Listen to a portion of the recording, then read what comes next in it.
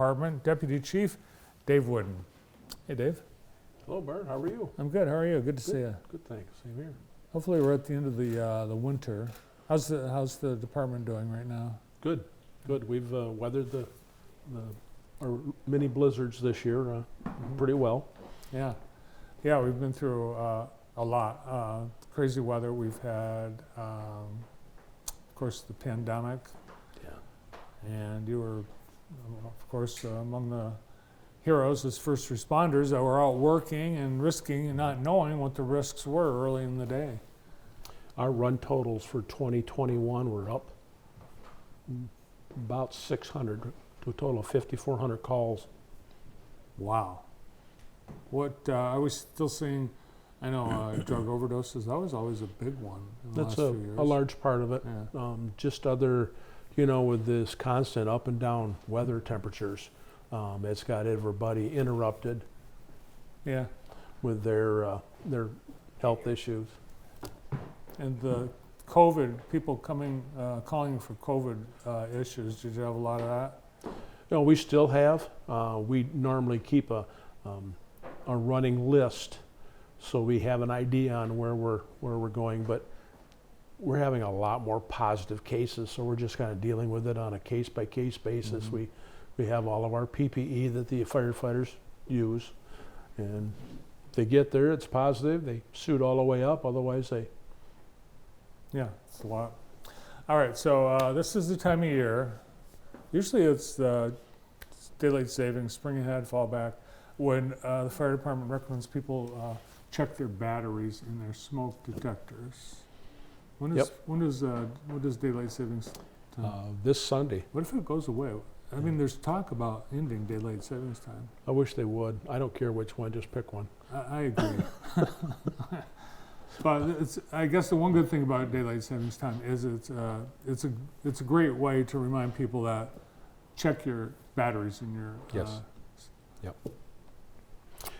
We recommend not only they change the battery, because a lot of the newer, especially the more higher quality smoke detectors, have an internal battery, and it can't be changed, but they're good for 10 years. So there's not like batteries you would put in. It's got a built-in battery. Right. It never has to be changed until Right. it wears out completely. The industry got away from the external batteries, like the 9 volts, because everybody was taking them out and putting them in their TV remote and their garage door opener. That's right. Unfortunately, and that's, I'm sure, has led to a lot of tragedy. Sometimes, yes. Yeah, I like that idea. And when the batteries are out or weak, the things chirp and people would just disable that. Yep. Yeah. Yep. It's very easily change them, but again, the industry is changing a lot. So what we recommend is that when you put up a new smoke detector, you write the date on it. That way you'll know as the detector becomes older, and it should be replaced after 10 years because the sensors in them go bad, plus the batteries get weak.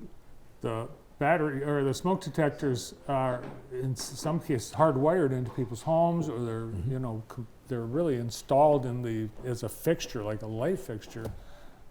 Are the new style, are they easy to just snap in and snap out? They mount pretty much the same with a drywall screw to a frame, and then it snaps into the frame. But new code requires a hardwired smoke detector, and I think it has updated it so it requires a battery backup in it also. So it still operates when you have a power outage.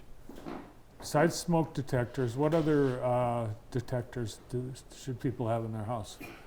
Well, anybody that burns fossil fuels, natural gas, liquid propane, wood, fuel oil, should have at least one carbon monoxide detector per house. Mm-hmm. And I'd recommend that be placed in the sleeping areas. How about radon detectors? I think they recommend that every so often, but I'm not really too up to speed on radon. I know it's a cancer-causing And I guess it gas. depends on where you live. There's, the Jackson County Health Department has, I think, certain areas of Jackson County where if you live in those areas, they recommend it. So I would check with the health department. Okay. For several years, we've just had one fire department building, station, Station 1. Yep. But that's changing. Yes. On January 9th, we reopened Station 2, which is at Milwaukee and Prospect. That station now has an engine company with normally 3 men on it. So we're running 3 trucks now instead of just 2, which is good because we run so many medicals. It's oftentimes we have an engine that's tied up on a medical and get a structure fire come in. People always ask, I know you get this question, why do you send a big giant fire truck out for someone having chest pains? Well, there's been a lot of studies over the years, and they found that you can run the truck with the crew cheaper than you can buy a dedicated rescue. And now you have to staff that. So now you still need the fire truck ready for fires, even if you're on a medical. So instead of hiring the additional staffing to staff a rescue and a fire truck, we run the fire truck so we can obviously go from call to call, regardless of what the call type is. And you end up, you're out somewhere, you get a call, and you're not going from the station. Nope.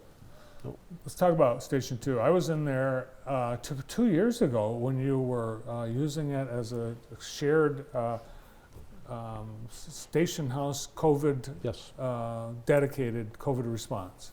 Yep. Yeah, it's pretty barren. It's like the kitchen area has like one stove. There's not much to that station. No, we've put a lot of improvements into it, and we're going to be doing some more, courtesy of the ARPA funds. But Firefighters lived in that station at one time. Yep. Upstairs. I was there for 12 years. Really? Yep. Now, which station are you talking 2. about? Station 2, it's a ranch. Oh, that doesn't have housing, Yes. but not upstairs. No, it only has a 1-story. 1 story. Yeah. Okay. Station 3 is only a 1-story also, but it has a very taller pitched roof with a hose tower. Well, what's a firehouse without a pole? We still got them in the main station, but they're getting away from it because people get their knees twisted and their ankles turned. You see these playground slides Yeah. in fire stations now, the yellow plastic ones. That's how you get down. I always wanted to go down the pole, but you never let me. You don't let anyone do that anymore. So this is not the Station 2 reopening is not just because of the fire of the railroad bridge street closings. No. There's a benefit because of it, because we're going to have Mechanic, Jackson, and Blackstone closed all at the same time. And for part of that, Stewart will be closed also. So right now, our Station 2 runs all the way up to Washington Street. For equipment, did you have? Are you just moving some stuff over? Or did you have to buy new trucks or anything? We temporarily took our first out reserve rig, which is a 2006, I believe. That is out there for the time being. It's engine 4, and then we have a new rig on order that will be coming off the line at Pierce about the end of March, around the 29th. And what kind of vehicle is that? That'll be a pumper, much like engine 3 is. It'll be a pumper that carries 750 gallons of water with a 1,500 gallon per minute pump. Is the number 8? Is that your showpiece piece of Oh, equipment? Tower 8? Tower 8. Yes, our platform. Yeah. That's probably your most expensive. Oh yeah. Yeah, if you ever want to know what $1.2 million look like on rubber, we'll drive it by. Well, when that new pumper gets here, what color is it? It's black over red. Yep, Okay. that's our new color Like scheme. the 8. Yep, Yep. yep, with the new logo on the back door. Awesome. Can't wait to see it. So drive We're it over. excited. Will you drive it over when it's? Yep. Okay. Yep. So then, once the bridge construction is done on the railroad, Mhm. you want us to keep Station 2 open Yes. permanently. Station 2 needs to be open just because of our volume of activity and the need for the additional manpower to effectively handle our emergencies. It's like a block away from Summit Township. Yep. So is there any, and I know you already work a lot with Summit and Blackman Leone, and what's the state of the cooperative agreements between the departments? Well, it's going well. I mean, we still fight fire together. They respond into us, and we respond out to them. as well as Blackman. We have an automatic area on the west side and the south side where they actually cover for us and we cover for them out up east of Horton, yeah, on the east end. But more importantly is that puts 3 more guys on a separate truck. So if we get multiple calls, we can spread our wealth and cover it all rather than having to burden mutual aid more often. Well, it's a benefit to everyone who lives in the community. Absolutely, absolutely, yep. How about staffing levels? Over the last 20 years, the department's it's gone down in size. And I know everyone thought it's too few people. But we've been going back up. Yep. We've got ways to go.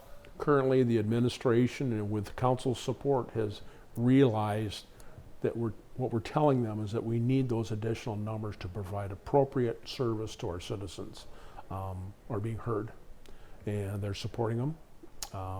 We had quite a batch of retirees this last year, about 8, Wow. because of 2 the fall before. And it wasn't any big, it was just a bubble. They were all happened to be hired about the same time, and coincidentally, they all decided to retire when they were eligible.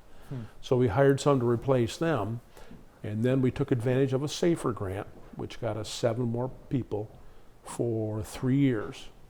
And our intent is to retain them after the grant, but that's 2.5 years down the road and beyond my retirement, so it'll be up to the administration at the time to. Well, you keep continue saying that but word retirement, but you're still here. I I'll know. believe it when I see it. Well, when we realized all of our command staff was retiring this last year, the manager asked me if I would consider hanging around, and I told him I would and Good. help the transition, but I will be going in 14 months. 14 months. Yep, Wow. April 23. How many years total is that for you? Well, at that time, I'll have a little over 38 years here. Wow, that's And fantastic. 47 in the fire service. That's great. Thanks for your service. Thank you. Do you have second and third generation firefighters on your team? People who they followed their dad or grandpa into the. I have a couple that are relation to firefighters in the out county, but I don't think we have any second and third generation in the city itself. Is that really fire service? There's always been that, hasn't Oh yeah, hasn't it? yeah. But it's changing. Every department in the county is struggling to get people, especially the on-call paid. And I don't know if it's because we don't have a sense of community like we did for years. I felt Proposal A with the schools, you can just take your kids and move them to another school district instead of sit down and iron out a problem that your kids are having. But that's just my rhetoric. Yeah. No, a lot of people feel that way. Well, we appreciate all the updates. Thanks for all your service and everyone in your department. It's a pleasure. Your men and women, and stay safe. Thank you. You too. Deputy Chief, City of Jackson Fire Department, Dave Wooden. Got some birthdays and I think even an anniversary celebrating next. Stay with us.